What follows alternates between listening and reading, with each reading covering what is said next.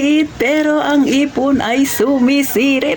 Isa ka ba sa mga ganyan kasari na kahit tingnan ang tindahan mo ay napakaliit kagaya ng kay Ate Tintin pero hindi pa huhuli pagdating sa ipunan? Syempre, dahil tayo ang tunay na tindera. Tayo ay tunay na disiplinado. Oh, masasabi mo bang tunay kang disiplinado pagdating sa pera, Sisi? Oh, panindigan mo yang pagsasabi mo kay Ate Tintina? Oo. Magandang araw mga kasari-sari. Ako si Ate Tintin at syempre mayroon na naman akong imamarites sa inyo. At bago tayo mag-umpisa, lambing na lang ni Ate Tintin, ha? Pindutin mo na ang subscribe button na yan at tayo nang magchismisan. Oh, mga kasari, ha? Maganda itong topic natin. Bagamat ito ay na-topic ko na noon pa, pero dahil marami na yung ating mga subscriber, thank you sa inyo. Umabot na si Ate Tintin ng 613. Salamat sa inyo. Pinagkatiwalaan ninyo akong magmarites sa inyo ukol sa pagtitindahan. Pero ngayon, syempre, yung ating pag-uusapan ay ukol sa pag-iipon. So, paano mo mapapasirit ang iyong ipon, mga kasari, kahit na ang iyong tindahan ay ubod ng liit? Oh, si Ate Tintin, ha, pakita ko sa inyo. Yung ito dati ay nakwento ko na rin sa una ko pang vlog. Pero ngayon, ito, lagayan ito ng ice cream. Oh, hindi ako kumain ito, yung anak ko, hiningi ko yung lagayan. Ba't ako bibili? Sayang yun. Si Ate Tintin ay nakilang kuripot. So, araw-araw, naghuhulog ako ng panay barya dito, 50 pesos. Tapos, pagka wala na akong barya, binubuo ko rin siya. Ngayon, yung napagbuuhan na pera na yon, iniipon ko.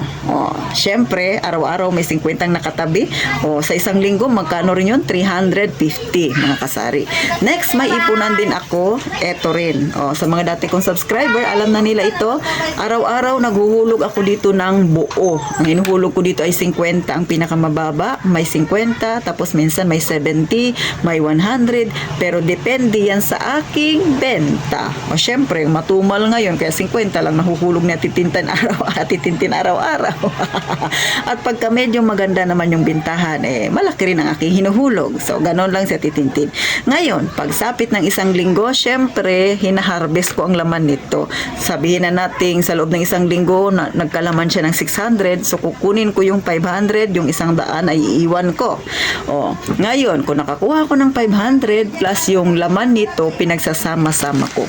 Kapag umabot ng 1,000, syempre, dahil si Ate Tintin ay gaya-gaya sa mga napapanood ko sa Facebook at maging sa Lazada, pag nag-scroll ako, gaya-gaya rin ako sa mga challenge na ito. Pero sa Ate Tintin, hindi gumagaya sa mamahalin. Diba? Yung iba tag 200, tag 300. Ito ay nabili ko wala pa 100. So, bakit? Sayang yun. Pero dahil gaya-gaya ako sa pag-iipon,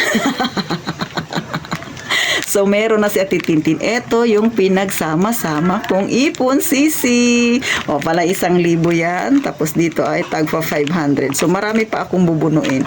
Ito ay 120 piraso. Yung laman niya, yan, 120, nilagyan ko na siya ng ganyan. So, pag nabuo ko, pag pa na 1,000 yung nabuo ko dito, ibig sabihin may 120,000 ako. So, kaya ko kaya yung Sisi? Ay, kakayanin yan, Ate Tintin. Kailangan positibo lang tayo. Pauna lang, hindi ko naman pinagyayabang ito, Sisi, kasi hindi naman kayabang-yabang. Hindi ko naman may pagmamalaki masyado, kasi nga, napakaliit lang nito na halaga. Ang akin lang, gusto ko lang ma-inspire dyan, yung mga kagaya kung may maliit na tindahan, yung nasa masa ang pamumuhay, mga kasari. Kasi nga gusto ko, sama-sama tayong mag-ipon. Kailangan nating mag-ipon para pag may mangyari sa ating tindahan, hindi mo na kailangang manghiram sa kung saan-saan. Hindi mo na kailangang mangutang sa kakilala mo na kapag nangungutang ka, may naririnig kang masakit na salita. Alam nyo, mga kasari, si Ate Tintin, pagdating sa pag-iipon, gaya-gaya ako. Nag-iisip ako ng mas pinakamadaling way na medyo magaan sa akin na makapag-ipon. Lagi kong iniisip na kahit na ang tindahan ko ay maraming laman, may problema pa rin tayong kinakaharap paminsan-minsan. Kaya hindi pa nangyayari yung problema, pinaghahandaan ko na. Kasi naging aral na yan sa akin, mga kasari, nung muntik nang lumubog ang aking tindahan. At saka, mas mainam talaga na paunti-unti makapag-ipon tayo. Sa totoo lang, mga kasari, kahit sabihin natin natin na ang tindahan natin ay maliit at itin, ganito ganyan, mahirap ang buhay, nahirapan ako mag-ipon.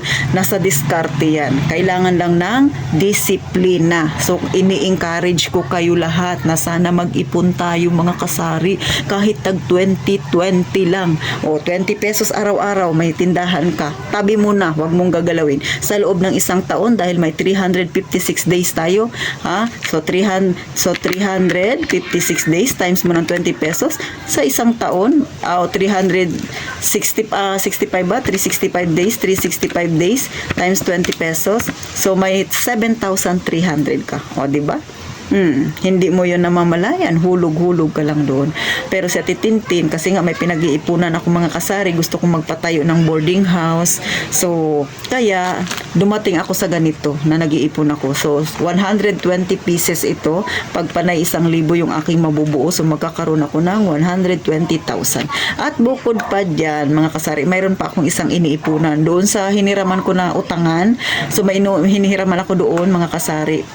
Life bank siya. Hindi ko alam kung may life bank din dyan sa inyo.